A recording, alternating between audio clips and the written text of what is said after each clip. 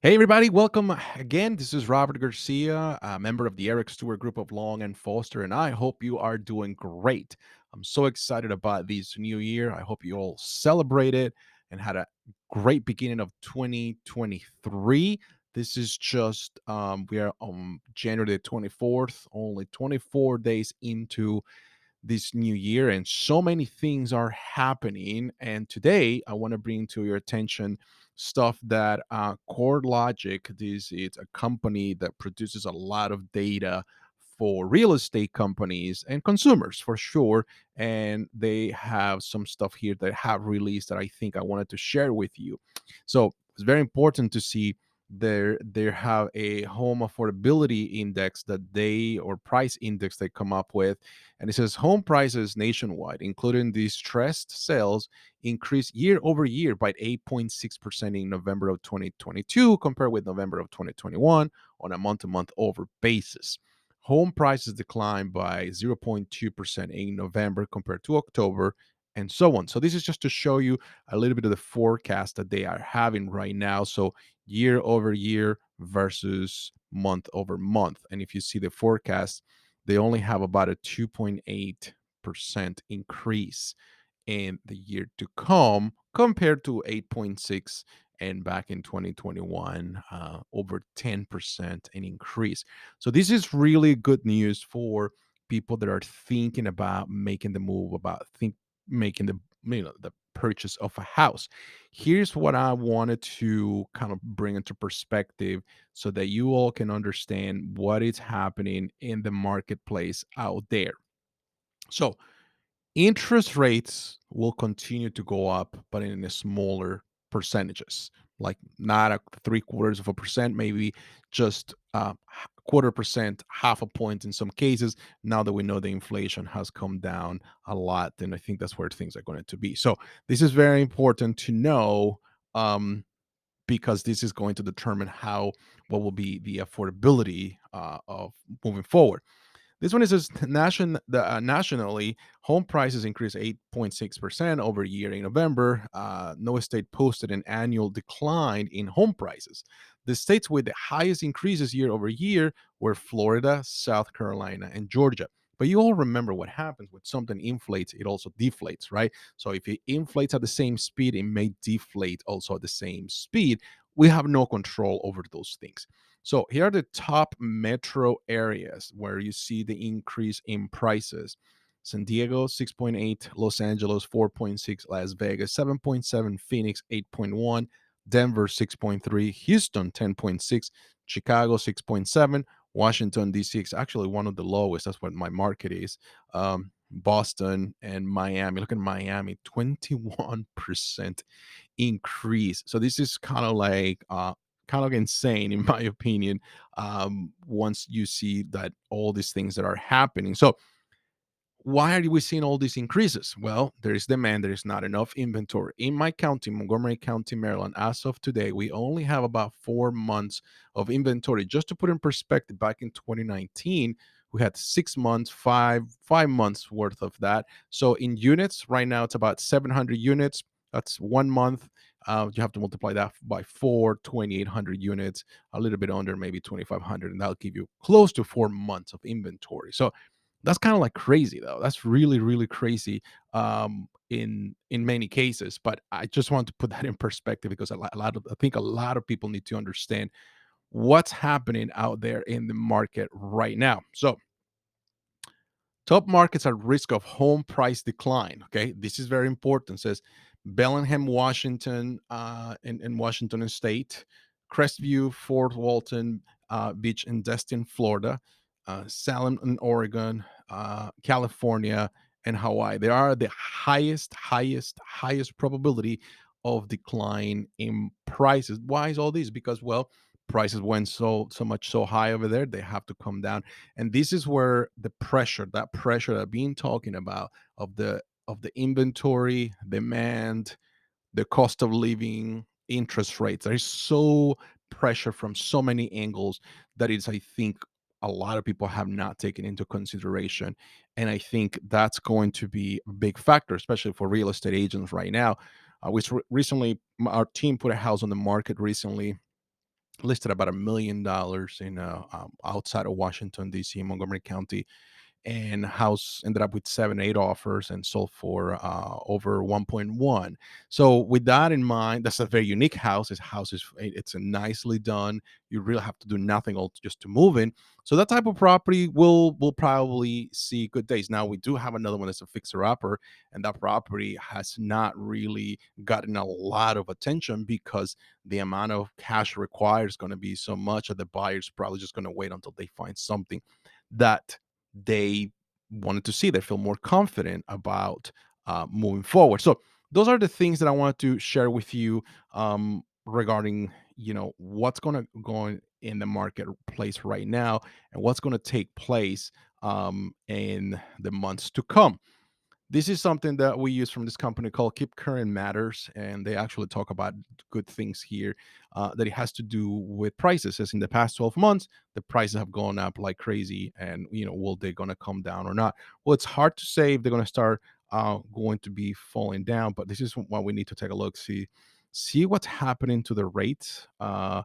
Average interest rate from the expectation is that we are probably going to see higher rates right now. I think it's about 6.25 for the 30-year fixed, first quarter of 2023. So second quarter, third quarter, fourth quarter. So you will have that decline borrowing money cost, but you're also going to have an increase on demand in certain areas and certain times of the year. So which will lead me to say that buyers are going to be super picky this year. They're going to be extremely picky. They are tired of paying above asking price. They're tired of having to give these like very generous offers where they have to expose themselves. And as a matter of fact, there's a statistic out there that says it's something about 60% of buyers regret buying a house in the last 2 years, only because they did not foresee what was coming their way and how expensive it will be for them to purchase a house. So this is kind of like the leveling. I think the peak of inflation, peak of high interest rates.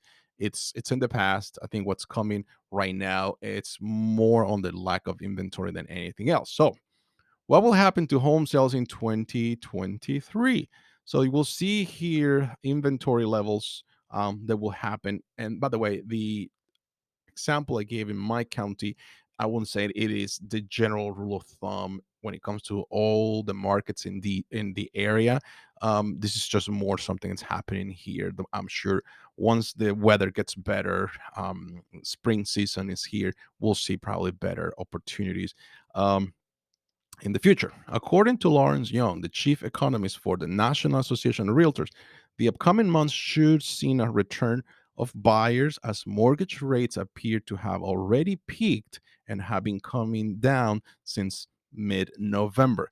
That is 100% true. We will probably will see that happening, but that's also going to have some strings attached.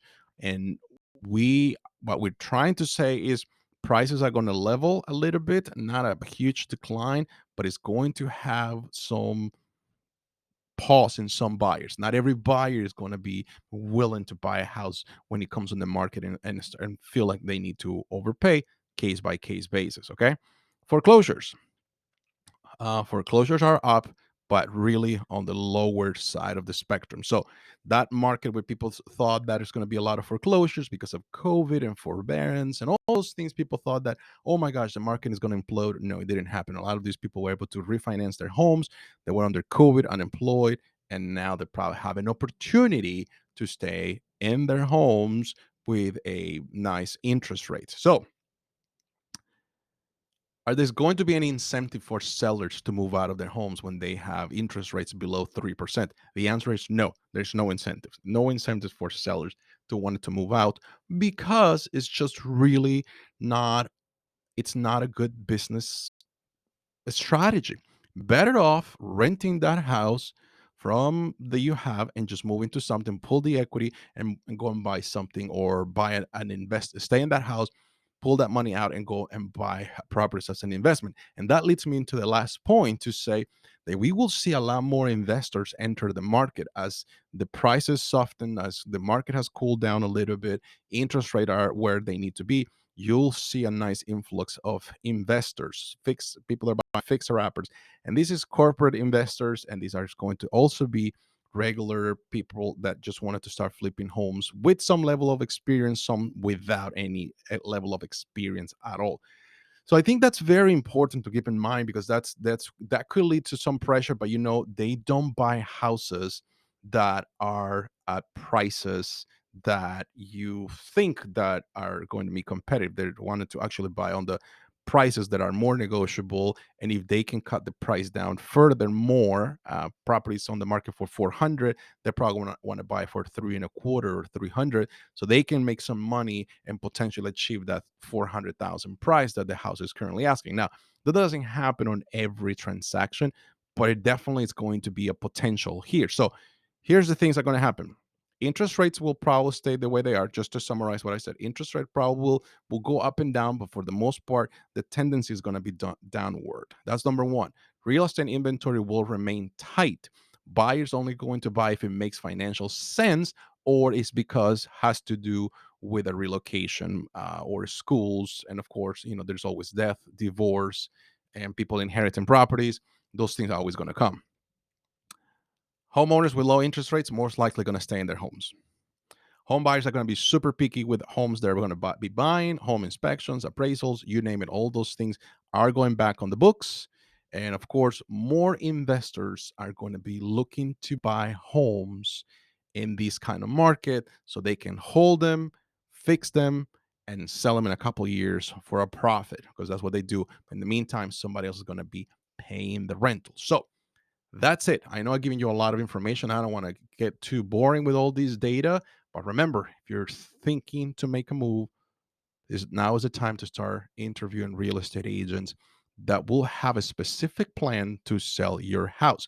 If you're thinking about buying, now is the time to start interviewing your buyer's agent that will put a plan of action for you.